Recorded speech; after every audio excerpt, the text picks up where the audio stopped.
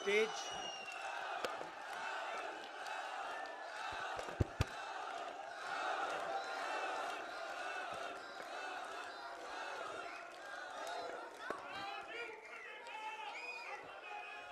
Stage पे वरिष्ठ लोग, लीडर्स,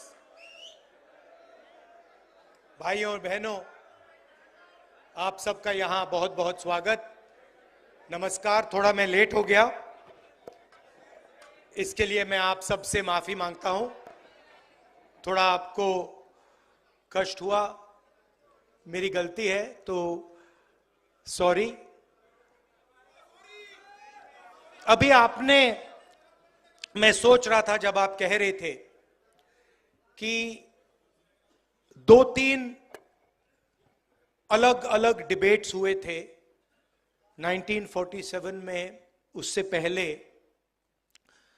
और उन्होंने हिंदुस्तान का फाउंडेशन बनाया था, और आपने कहा कि अब वही जो फाउंडेशनल आइडियाज हैं उनको तोड़ा जा रहा है, परे करा जाए। कॉन्स्टिट्यूशन सिर्फ एक किताब नहीं है। कॉन्स्टिट्यूशन,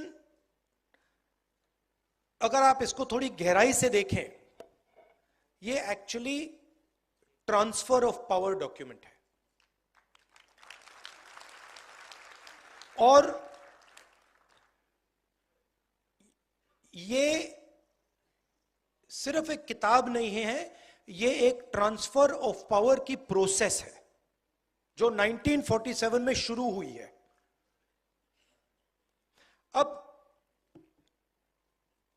एक बात क्लियर है, वो 1947 में भी थी, आज भी है, शायद कल भी होगी, कि अगर आप हिंदुस्तान के पॉपुलेशन को देखें,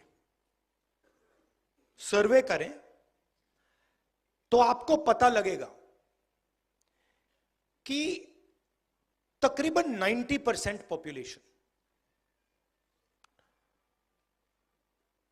दलित, आदिवासी, ओबीसी, माइनॉरिटी। ये फैक्ट है, इसको कॉन्टेस्ट नहीं किया जा सकता। और मेरे लिए एक ही इंटरेस्टिंग सवाल है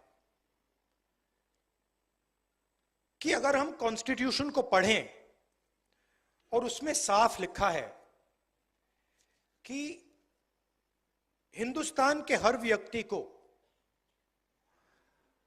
के साथ एक जैसा बर्ताव होना चाहिए, it is also a document of equality. So it is a document of transfer of power, it is a document of equality. तो मेरे लिए सवाल इंटरेस्टिंग यही है कि भैया 90% के पास कितनी भागीदारी है, यही सवाल है, और कोई सवाल ही नहीं है।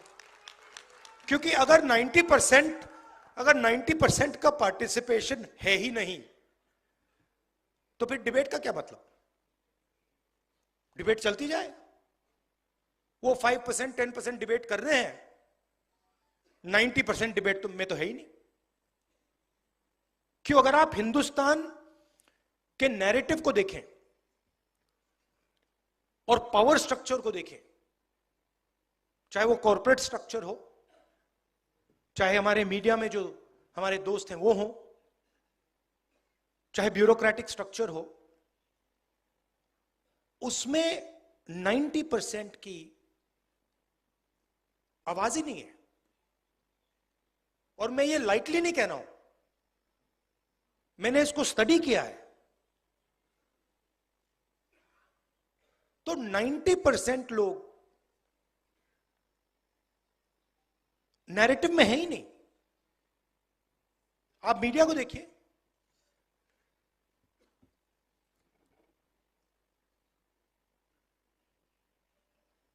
किसान के भी आपने कभी बात देखी है मीडिया में? कभी देखी है आपने? बढ़ाई की देखी, मजदूर की देखी, नाई की देखी, जो सफाई कर्मचारी हैं उनकी बात देखी? नेवर। मतलब ऐसा चल रहा है कि ये 90% है ही नहीं। अब इसका आइडिया था कि ये जो 90% हैं ये डिबेट में शामिल हो, इनको डिबेट के औजार मिले, इनको भागीदारी मिले, इनको पार्टिसिपेशन मिले। अब मान लीजिए यहां पे हम 10 लोग बैठे हैं और मैं माइक लिया हूं और मैं भाषण कर रहा हूं और उनको माइक ही नहीं मिलता है, तो डिबेट किस बात की हो रही है?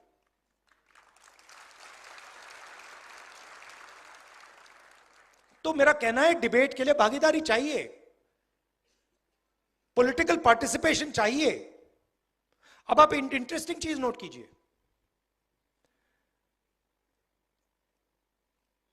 2 चीफ मिनिस्टर अरेस्ट हुए, 2 हुए। आदिवासी चीफ मिनिस्टर अभी भी अंदर है। अजीब सी बात है, इंटरेस्टिंग बात है। 2 चीफ मिनिस्टर है, मतलब 2 स्टेट्स ने इन लोगों को इलेक्ट किया है, और आदिवासी चीफ मिनिस्टर पहले जेल गया और आज तक नहीं निकला। और नेशनल मीडिया उसको भूल गए। नेशनल मीडिया सोरेन जी के बारे में बात ही नहीं करती, जैसे वो थे ही नहीं, है ही नहीं।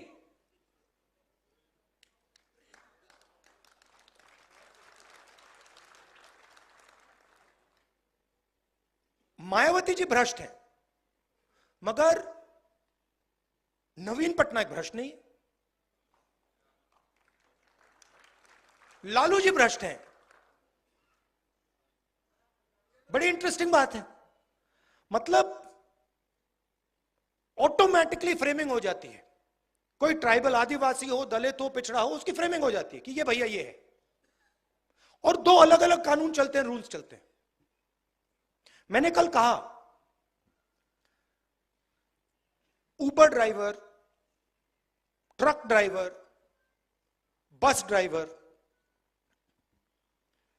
गलती से अगर एक्सीडेंट कर देते हैं, किसी को मार देते हैं, एकदम उनको पकड़ के 10 साल की जेल हो जाती है, चाबी फेंक देते हैं। पुणे में 17 साल का बच्चा शराब पी के पोर्श गाड़ी चलाता है, 2 लोगों को मार देता है, और उससे कहा जाता है कि आप ऐसे लिखिए, ऐसे लिखिए। अच्छा भाई, अगर वो ऐसे लिखेगा तो ट्रक ड्राइवर से भी ऐसे लिखाओ, बस ड्राइवर से भी ऐसे लिखाओ, टेम्पो ड्राइवर से भी ऐसे लिखाओ। तो और 2 भाषाएं चल रही हैं,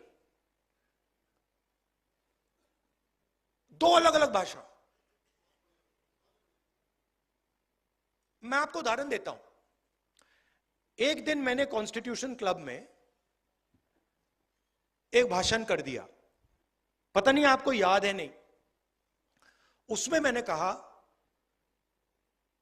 एस्केप वेलोसिटी की बात की, याद है आपको? मैंने कहा कि देखिए, जो दलित कम्युनिटी है हिंदुस्तान में, भारत में, सॉरी गलती, भारत में, जो भारत में दलित कम्युनिटी है, ओबीसी कम्युनिटी है, ट्राइबल कम्युनिटी है, इन पर ऑटोमेटिकली दूसरा प्रेशर लगता है, मतलब शुरुआत से ही। और मैंने एस्केप वेलोसिटी का एग्जांपल दिया। इंटरेस्टिंग बात थी कि भाषण दलितों को, पिछड़ों को, आदिवासियों को बहुत अच्छा लगा, और जो हमारे मीडिया वाले मित्र हैं, हाई फ्लायर्स हैं, उन्होंने उस भाषण को रिडिक्यूल किया। और जब से मैं छोटा था, देखिए एक बात,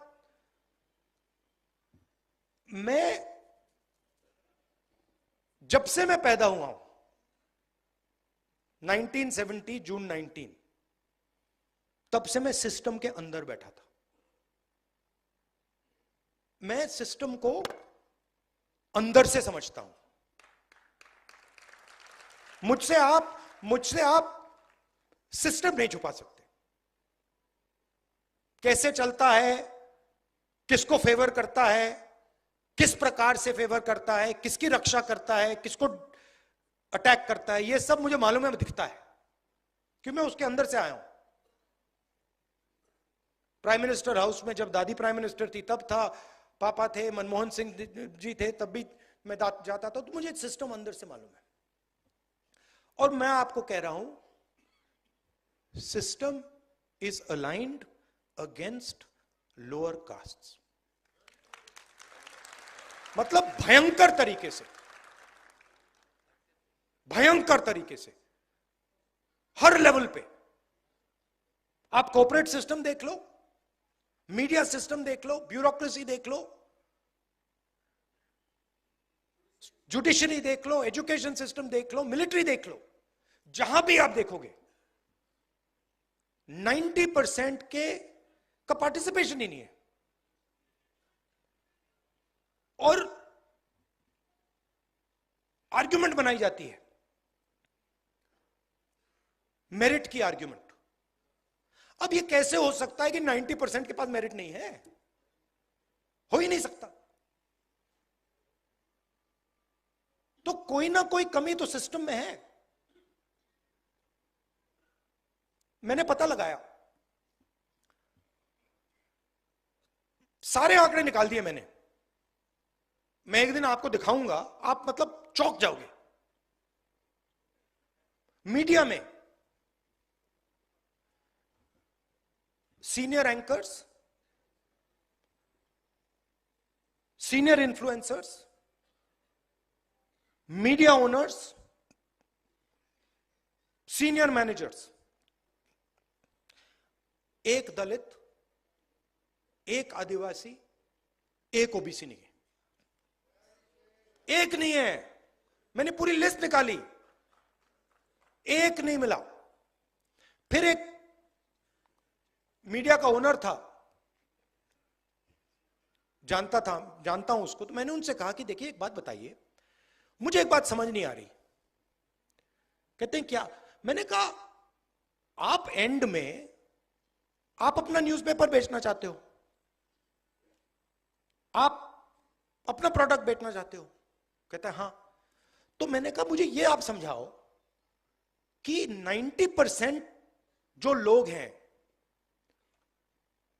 उनकी बात आप क्यों नहीं करते हो?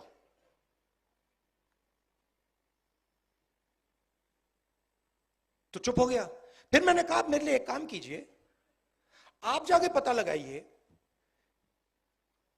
कि आपके न्यूज़पेपर में जर्नलिस्ट्स, ये बाकी लोग, ओबीसी कम्युनिटी, दलित कम्युनिटी के कितने हैं? जवाब नहीं दिया मुझे, चुप, वापस नहीं आया। और ये हर लेवल पे हो रहा है। आपने अदानी जी की बात की, फाइनेंशियल टाइम्स में एक आर्टिकल आता है, अदानी जी इंडोनेशिया से कोल खरीदते हैं, उसके प्राइस को इन्फ्लेट करते हैं, और हिंदुस्तान के जो पावर कंपनीज हैं उनको वो कोयला इन्फ्लेट करके बेचते हैं। हजारों करोड़ रुपए उन्होंने ऐसे ले लिए। बिजली बिल कौन देता है? 90% देता है ना। तो पूरे का पूरे सिस्टम का यही काम है। जो 90% है उनके लिए 2-3 एवेन्यूज हैं। पहले पब्लिक सेक्टर हुआ करता था, उसको खत्म कर दिया। रेलवेज है, उसको खत्म कर रहे हैं।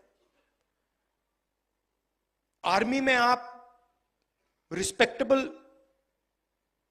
जॉब पा सकते थे उसको खत्म कर दिया, उसको मजदूर बना दिया, अग्निवीर बना दिया।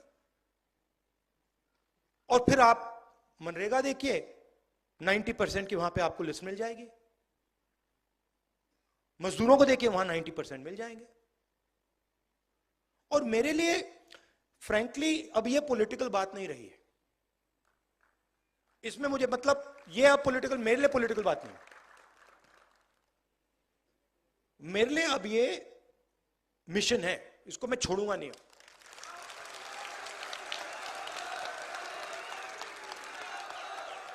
क्योंकि अगर हम भारत की बात करें,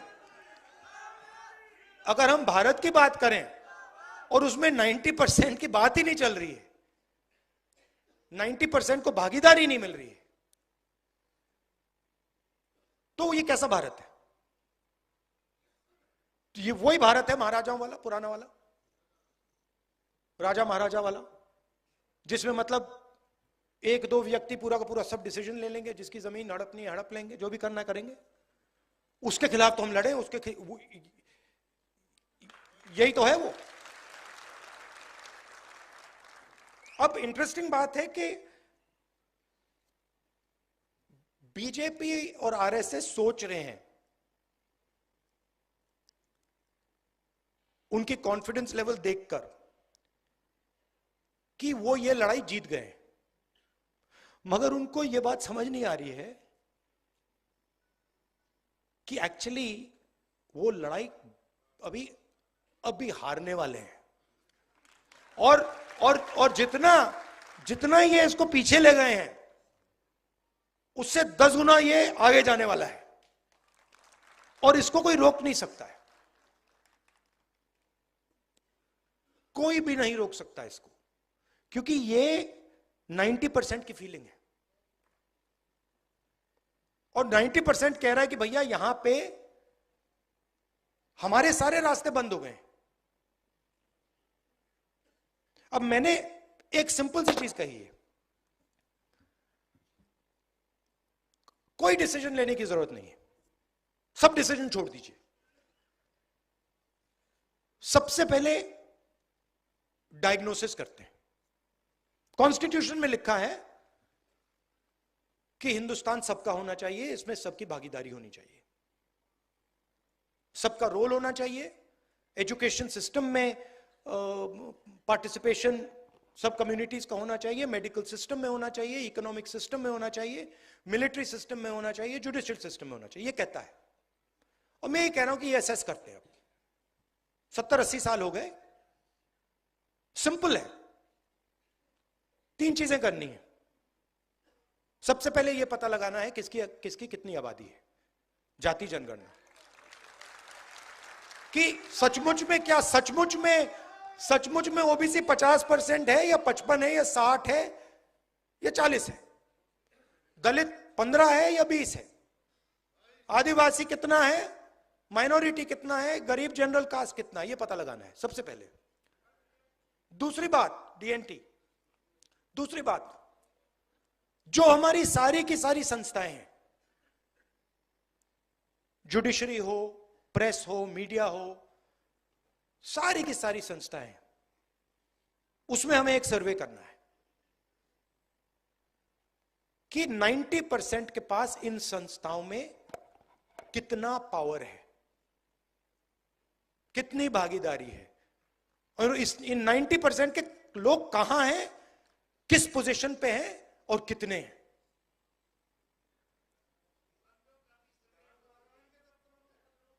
हाँ, यह दूसरी बात है। और तीसरी बात, इकोनॉमिक फाइनेंशियल सर्वे, कि हिंदुस्तान का जो धन है वो कितना किसके हाथ में है, उसका कितना भाग दलितों के पास है, कितना भाग आदिवासियों के पास है, कितना भाग ओबीसी के पास है, कितना माइनॉरिटी के पास है, कितना गरीब जनरल कास्ट के पास है। और हमारी सरकार आएगी तो मेरी पहली प्रायोरिटी ये 3 काम होंगे। और डायग्नोस्टिक के बाद ऑटोमेटिकली सबको पता लग जाएगा कि देश की हालत क्या है, प्रगति, सच्ची प्रगति कितनी हुई है। देखिए, अगर आपने 1% लोगों को, हिंदुस्तान की प्रगति की बात होती है, अगर आपने 1% लोगों को हिंदुस्तान का 40% धन पकड़ा दिया, तो ये कौन सी प्रगति है? ये तो हम वापस महाराजा वाले सिस्टम में पहुंच गए। तो प्रगति के लिए सबसे जरूरी शब्द पावर शेयरिंग, भागीदारी है। एक और बड़ी फैशनेबल चीज चली है कि भाई मोदी जी बहुत कहते हैं हमने ओबीसी को, दलित को इज्जत दी। देखिए, इज्जत आप दे रहे हो, हमें इज्जत नहीं चाहिए, हमें पावर शेयरिंग चाहिए। आप अपनी इज्जत रखिए, आप अपनी इज्जत रखिए। जिस दिन दलितों को, आदिवासियों को, पिछड़ों को पावर शेयरिंग में जगह मिल गई, तो इज्जत अपने आप मिल जाएगी, आपकी कोई जरूरत ही नहीं। तो ये आइडिया कि ऊपर से इज्जत दी जाएगी, अमीर लोग गरीबों को इज्जत देंगे, ना, कोई जरूरत नहीं है। आप अपनी इज्जत रखिए, उठा के रखिए अपनी इज्जत, हमें नहीं चाहिए। हमें पावर शेयरिंग चाहिए, हमें इंस्टीट्यूशन में जगह चाहिए, और हमें डायग्नोसिस चाहिए कि ये हिंदुस्तान की सच्चाई है। आज ये सच्चाई है, 70 साल पहले वो सच्चाई थी, आज ये सच्चाई है, और सच्चाई के बल पर हम आगे जा पाएंगे। तो ये मैं आपसे कहना चाहता था। और ये आजकल फैशन चला हुआ है, मोदी जी के लोग कह रहे हैं कि भैया हम इसको बदल देंगे, ये इसको हम चेंज कर देंगे, इसको फेंक देंगे, इसको फाड़ देंगे। ये आप लोग ये सपना मत देखिए, आपकी बस की नहीं है। इसको कोई छू नहीं सकता है, कोई शक्ति नहीं छू सकती है, और जो छुएगा उसका मुकाबला हम सब करेंगे। ये और ये जो है ना किताब, ये एक और बात इसके बारे में कहना चाहता हूं। ये लोग कहते हैं कि ये किताब इंडिपेंडेंस के टाइम बनी है, ये गलत है। ये किताब बहुत पहले बनी थी, इसको इस फॉन्ट में नहीं रखा गया था। मगर अगर आप गुरु नानक जी से बात करते तो वो भी कॉन्स्टिट्यूशन की ही बात कर रहे थे। अगर आप बुद्धा से बात करते तो वो भी कॉन्स्टिट्यूशन की बात कर रहे थे। नारायण गुरु जी की बात से बात कीजिए, बसवना से बात कीजिए, अंबेडकर जी से बात कीजिए, फूले जी से बात कीजिए, सब के सब बेसिक प्रिंसिपल्स इसी किताब के थे। तो हम 50 साल पुरानी लड़ाई नहीं लड़ रहे हैं, हम हजारों साल पुरानी लड़ाई लड़ रहे हैं। और अगर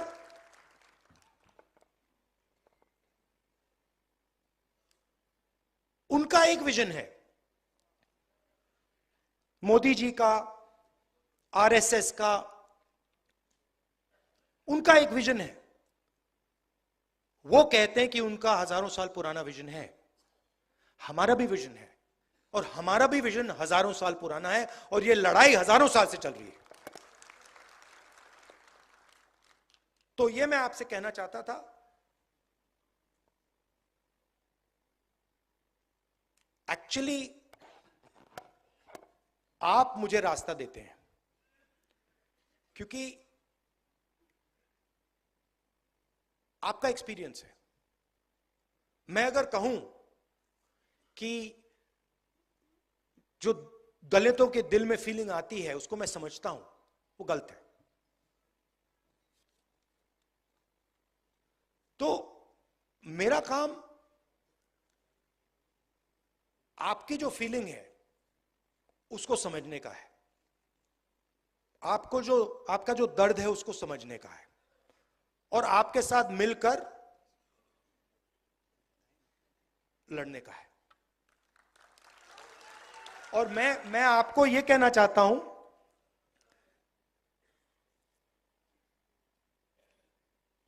कि अभी इंटरेस्टिंग टाइम शुरू हो रहा है। मैं बता रहा हूं, ये इनको बात समझ नहीं आ रही है, बट जैसे जैसे वेव ऊपर बढ़ती बढ़ती बढ़ती जाती है ना, फिर गिरती है। ये बीजेपी का अब अंत आ रहा है, ये अंत आ रहा है, ये गिरेगी अब। और हमारा काम, हम सबका काम सीरियसली एक विजन बनाने का है। अगले 10 साल का, अगले 20 साल का भारत के लिए 90% का भागीदारी का विजन बनाने का है। शांति से, प्यार से, बिना नफरत, बिना गुस्सा, कि भैया ये हमारा प्लान है, इससे हम हिंदुस्तान के ज्यादा से ज्यादा लोगों को इस भारत